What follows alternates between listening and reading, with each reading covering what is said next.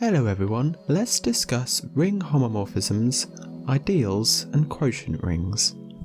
First, let's define a ring homomorphism. Let R and S be two rings. A function phi from R to S is called a ring homomorphism if the following hold for all A and B in R. Phi of 1R is equal to 1S, i.e. phi maps the multiplicative identity of R to the multiplicative identity of S. Phi of A plus B is equal to phi of A plus phi of B, i.e. phi is a group homomorphism from R plus to S plus, and phi of AB is equal to phi of A times phi of B, i.e. phi preserves the multiplication. Now, let's define a ring isomorphism. A ring homomorphism, which is bijective, is called a ring isomorphism. If there exists a ring isomorphism between R and S, we say R and S are isomorphic, and we denote this as R approximately is S. A ring homomorphism, phi from R to S, is an isomorphism if and only if there exists another ring homomorphism, psi from S to R, such that phi circ psi from R to R is the identity function on R, and phi circ psi from S to S is the identity function on S. Next, let's define an ideal. Let R be a ring. A subset I of R is an ideal of R if the following hold.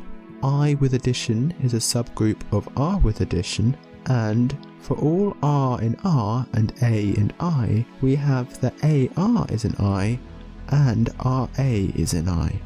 Next, let's talk about the ideal test. Let R be a ring and let I be a subset of R. Then I is an ideal of R if and only if the following hold.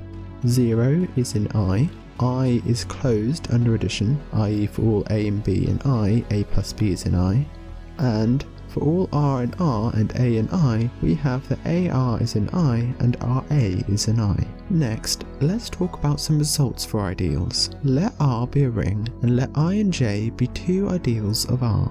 Then I intersect J and I plus J, which is equal to the set of all I plus J, where I is in I and J is in J, are both ideals of R. Let R be a commutative ring and let C be in R. Then CR, which is equal to CR where R is in R, is an ideal of R.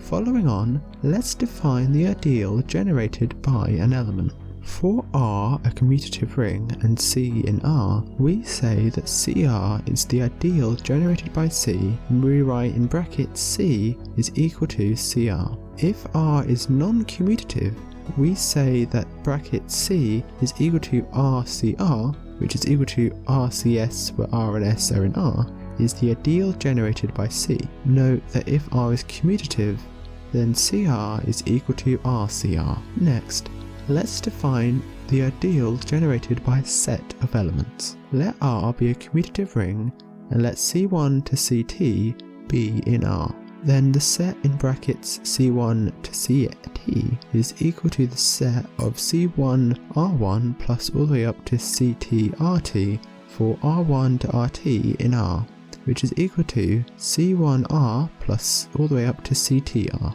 which is an ideal of R called the ideal generated by C1 to CT. Now, let's define a quotient ring.